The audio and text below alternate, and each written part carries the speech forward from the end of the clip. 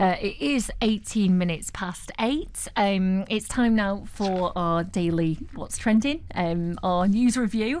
Delighted to welcome for the first time Dr. Anna Jameson, who is a superwoman, because not only is she a retail expert at Manchester Metropolitan University, you're also a powerlifting champion. I do not want to mess with you. I thought I was hard as nails, but no, like you have got, I won't mess. Thanks for that wonderful introduction. And hello to the listeners listening at home or driving into work today. Okay. When did you become a powerlifting champion, firstly?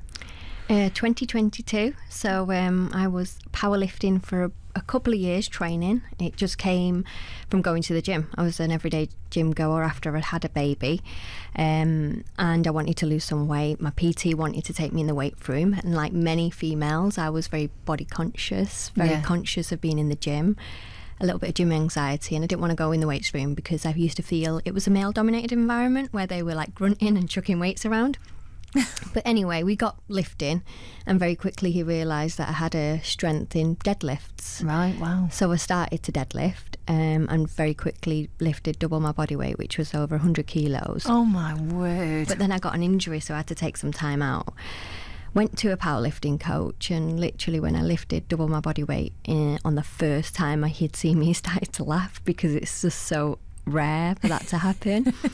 And then we trained and trained. COVID came, I got some kit, had it in my back garden, and then I went for a competition, and in my first competition I broke the national record for deadlifting in my first competition in Manchester. But I had to go to the nationals to actually get that title, to be a national deadlift champion. Incredible. So then went to the nationals, and was British champion 2022 for powerlifting, which actually involves 3 different lifts, which is a squat, a bench and a deadlift. Do you know, looking at you, you never think this. You're quite small, aren't you, in height, but deadly. I'm 5'2", and when I was lifting I was under 52 kilos to actually achieve that flipping heck record. Wow. I told you, superwoman. Thank you. Right, Dr. Anna Jameson, you're usually a retail expert by day as well. So what is trending today? What news stories would you like to talk about? So the first news story I'd like to talk about is about girls and their fear about appearances, which is reducing their enjoyment of PE. Right, okay. So, a recent study by Youth Sport Trust has found that 64% of girls aged between 7 and 18 liked PE versus 86% of boys. Wow. And what we've noticed that this has actually fallen, their enjoyment with PE has fallen from 74%, which is what it used to be. Now for me, as a female, that's quite concerning, because I feel that all females should enjoy sport and they shouldn't be body conscious, but there are a lot of influences right now for girls that are impacting the way that they feel.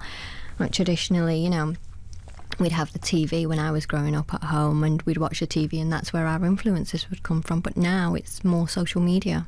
Young girls with phones, and they're impressionable, but a lot of the content on social media has filters, which makes them think more about the way that they look rather than the way that they should be feeling about their bodies. So that was one of the things that struck me.